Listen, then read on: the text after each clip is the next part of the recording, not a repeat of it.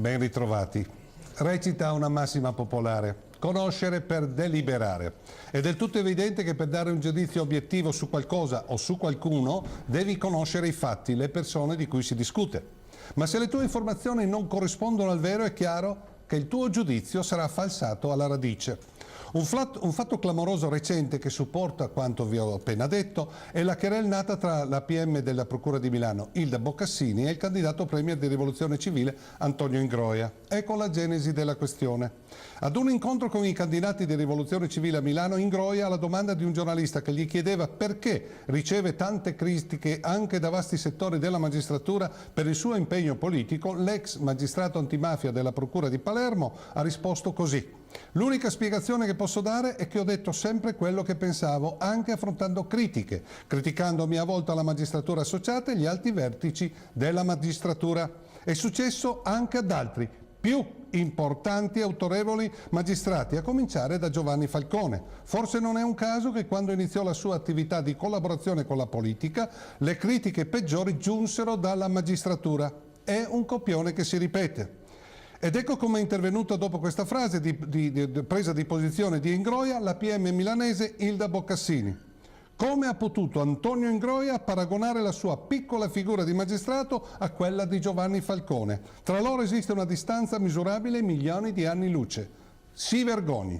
E qui vorrei un vostro giudizio. Ingroia in quell'intervista si era paragonato a Falcone? A me pare assolutamente di no.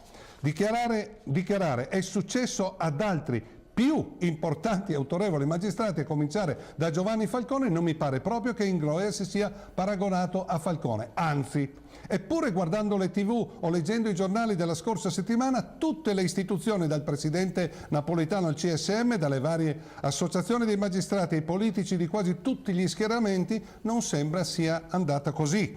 Reazioni che nascondono una voglia di massacrare Ingroia che fa davvero paura. Un esempio. Miciché su Ingroia ha detto: Falcone non partecipava a convegni di folle osannanti. Forse non ricorda che Falcone partecipava persino alle feste dell'Unità e al Costanzo Show. Miciché, per chi non lo conosce, è il leader siciliano del partito Grande Sud, alleato di Berlusconi e della Lega Nord di Maroni. È lo stesso personaggio che voleva cambiare il nome all'aeroporto di Palermo, Falcone Borsellino, perché, così diceva il nostro eroe, allontana i turisti dall'isola.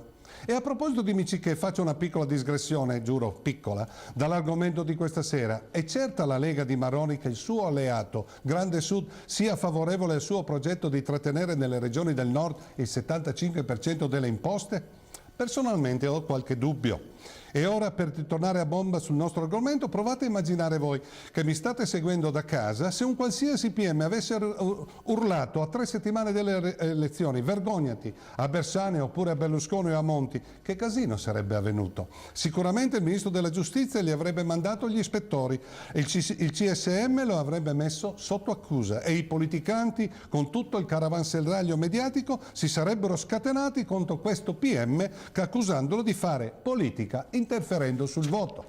Con la Boccassini nulla di tutto questo è avvenuto, anzi, da destra a sinistra, da sotto e da sopra sono quasi tutti in sintonia con la Boccassini. L'obiettivo primario rimane distruggere la figura di Ingroia. Evidentemente per questo sistema politico il candidato premier di Rivoluzione Civile deve essere considerato un avversario molto pericoloso, per cui deve essere fatto fuori anche con campagne mediatiche fondate su menzogne, come in questo caso. A questa tecnica banditesca, prima di Ingroia, è stato sottoposto Antonio Di Pietro, che su dei fatti falsi alla radice, la macchina del fango, ha costruito a tavolino l'accusa di aver usato la politica per farsi un impero immobiliare. Vi ricordate le famose 57 case? Mentre la realtà vera è totalmente diversa, come emerge con chiarezza dai documenti. Così nasce la disinformazione. Sul caso Ingroia non credo alla buona fede di chi, occupando ruoli istituzionali importanti, fa delle dichiarazioni distorcendo sistematicamente i fatti. Ecco allora che mi ritorna di attualità una frase di Malcolm X, il leader dei diritti dei neri d'America, ucciso negli anni 60. Se non state attenti, i giornali, oggi aggiungerebbe anche le televisioni, vi faranno odiare le persone che vengono oppresse e amare quelle che opprimono.